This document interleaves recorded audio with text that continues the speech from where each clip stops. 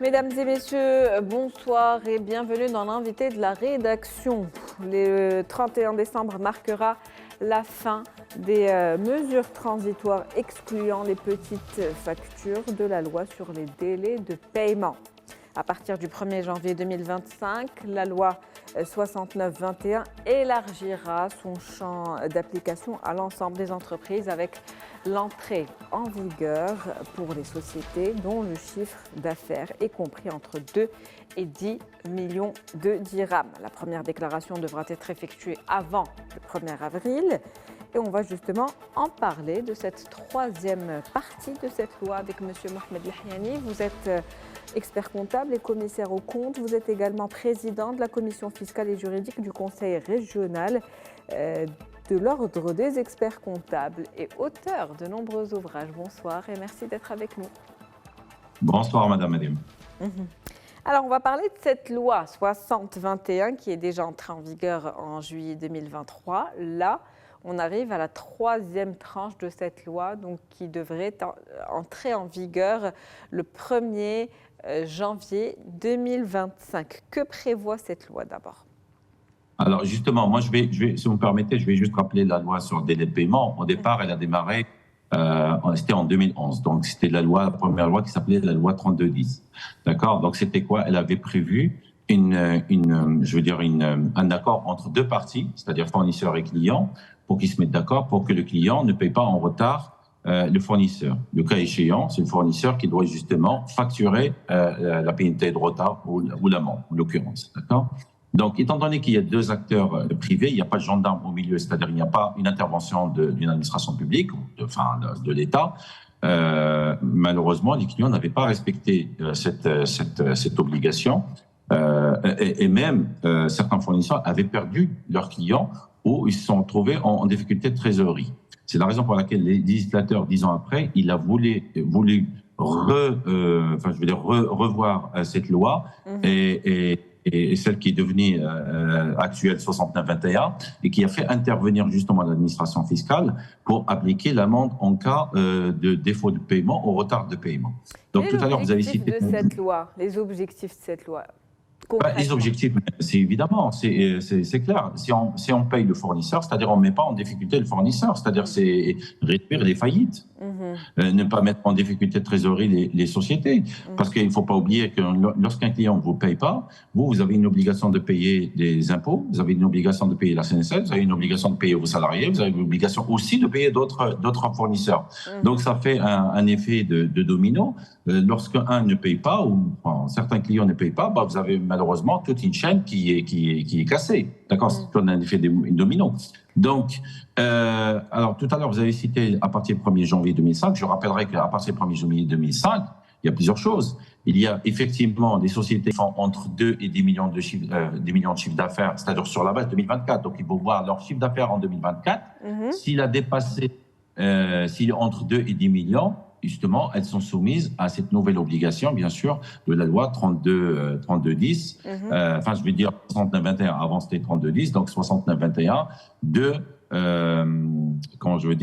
respecter des délais de paiement qui sont entre 60 ou 120 jours maximum, voire même 180 jours pour certains secteurs d'activité.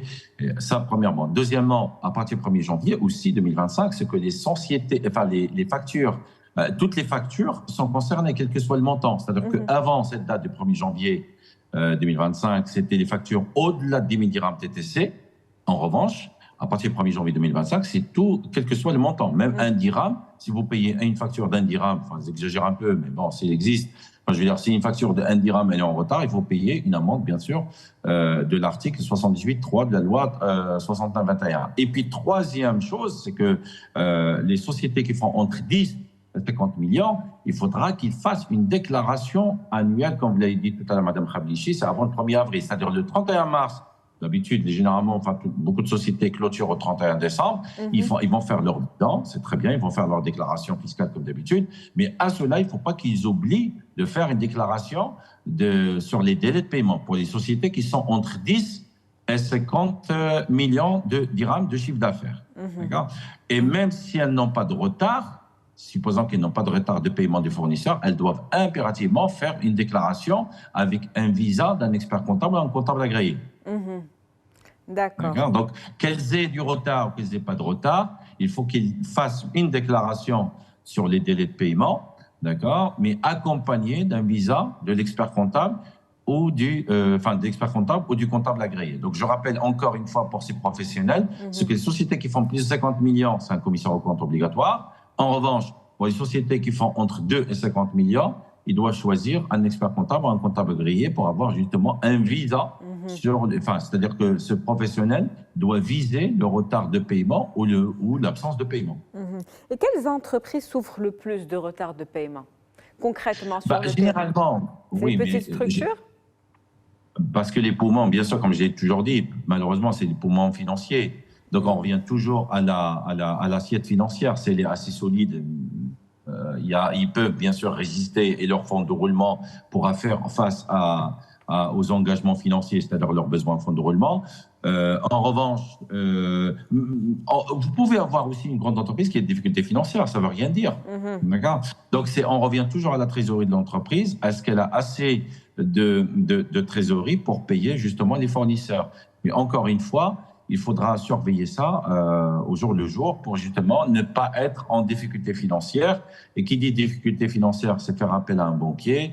Et quand on fait appel à un banquier, ça a aussi un coût. Donc, quand on fait appel à un banquier, on a un coût. Par conséquence, on a aussi une rentabilité qui baisse de l'entreprise. Une loi en tout cas qui est là pour protéger les entreprises, quelle que soit leur taille. Pourquoi, selon vous, cette loi a été déployée en 3 phases? On avait besoin de temps pour se préparer? Non, mais on avait besoin de temps et de tests et aussi ne pas... On suppose toujours qu'une entreprise qui fait plus de 50 millions de chiffre d'affaires, elle a une assiette financière plus importante que celle qui fait entre 10 et 50 ou celle de 2 à 10, tout simplement. Donc, on est parti sur une catégorie de petites entreprises, moyennes entreprises et grandes entreprises, tout simplement. Mais bon, comme je vous ai expliqué tout à l'heure, on peut être une grande entreprise et être en difficulté financière. Et inversement, on peut être une petite entreprise et on a une assiette financière assez confortable.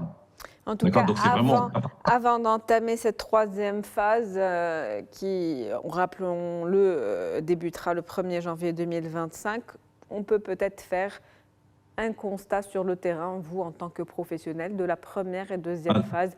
Concrètement, comment ça s'est opéré sur le terrain? Quels sont les retours? Alors, en tant qu'expert comptable, justement, moi, j'entends beaucoup parler des chefs d'entreprise. Il y a moins de ce stress de relance des clients. D'accord. Cette corvée de relance des clients pour les paiements, maintenant, vous craignez toujours une amende de l'administration fiscale. L'amende, comme je l'ai dit tout à l'heure, c'est l'article 78.3 ou l'article 78.6, ou celle qui concerne justement ces entreprises qui font entre 10 et 50 millions. On pourra en parler tout à l'heure. Donc, le paiement se fait automatiquement par peur du gendarme. Et c'est qui le gendarme? C'est l'amende, bien sûr, fiscale. Vous parlez de gendarmes, justement, dans le cas de non-respect de cette loi. Quels sont les risques pour les entreprises? C'est-à-dire que les entreprises qui ne payent pas à temps dans les délais convenus, enfin, si les délais convenus, par exemple, de 120 jours, il faut respecter le délai convenu, ou 90 jours, ou 80 jours, ça dépend. Mais s'il n'est pas convenu, mais souvent dans la pratique, moi, ce que je constate, c'est que assez souvent, le délai n'est pas convenu. Dans ce cas, il faut respecter le délai de 60 jours.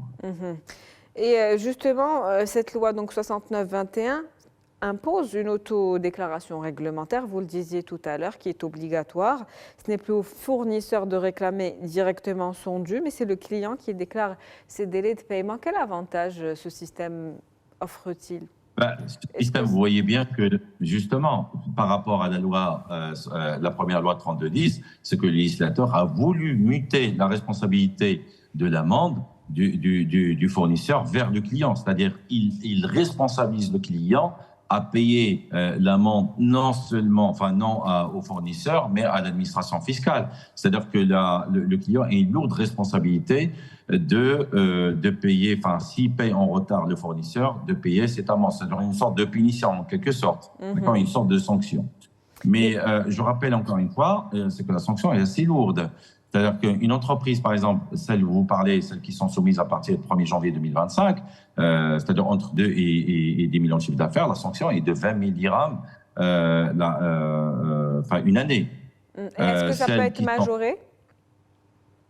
Ça peut être majoré. Non, mais celle-ci, par exemple, s'il ne fait pas sa déclaration annuelle, il a une sanction. S'il est en retard, on va lui appliquer la loi 78, l'article 78.3 de la loi, la loi 61-21. Je rappelle que le taux, au départ, il était de 3%, quand la loi a été publiée en juin 2023. Après, on est passé de mémoire à partir de juin 2024, on est passé à 2,75 parce que c'est le taux directeur de Banque del Maghreb. Et je pense que, comme moi, vous avez appris que depuis le 17 décembre 2024, le taux a baissé à 2,5. Donc, c'est-à-dire que le premier mois, il est à 2,5 et après, on reste sur des 0,85 comme les prévoit la loi sur le code de commerce. Donc, c'est la loi 1595. Toutefois, ça, on parle bien d'un retard de paiement de facture. En revanche, s'il ne paye pas de facture ou s'il ne déclare, il ne paye pas, c'est-à-dire s'il ne fait pas sa déclaration, il fait une déclaration tardive ou s'il paye en retard sa déclaration, son amende, là, on va passer provisoirement à 2 sanctions qui sont des sanctions applicables à celles qui font entre 2 et 10 et 50, c'est-à-dire 20 000 dirhams en 2025, donc s'il ne fait pas sa déclaration en 2026, et celles c'est-à-dire en 2025 et 2026, pour celles qui sont entre 10 et 50 000 dirhams. C'est-à-dire que la sanction, il y a 3 types de sanctions, mais je dirais même 4 types de sanctions. Il y a une sanction, c'est-à-dire que si vous déclarez, mais vous ne donnez pas toutes les informations. Donc, c'est 5 000 dirhams par facture discordante ou manquante. Je vous laisse imaginer, comme si vous avez beaucoup de factures, vous multipliez par 5 000 dirhams. Donc, c'est beaucoup, premièrement.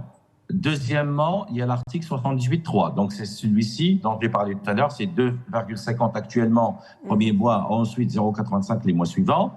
Ensuite, vous avez la sanction de l'article 78.6.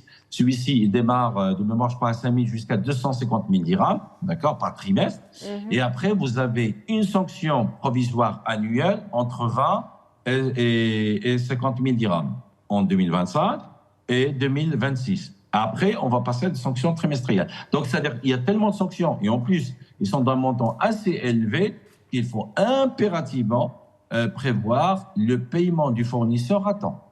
Et se conformer donc à cette loi. Merci à vous, Monsieur Mohamed Lahiani. Je rappelle que vous êtes expert comptable et commissaire aux comptes. Vous êtes également président de la commission fiscale et juridique du Conseil régional de l'Ordre des experts comptables et auteur de nombreux ouvrages. C'était un plaisir. Merci, Madame Khamissi. Moi aussi. Merci pour l'invitation. C'est la fin d'invité de la rédaction pour ce soir. Merci pour votre fidélité. On se retrouve demain avec un nouvel invité, nouveau sujet.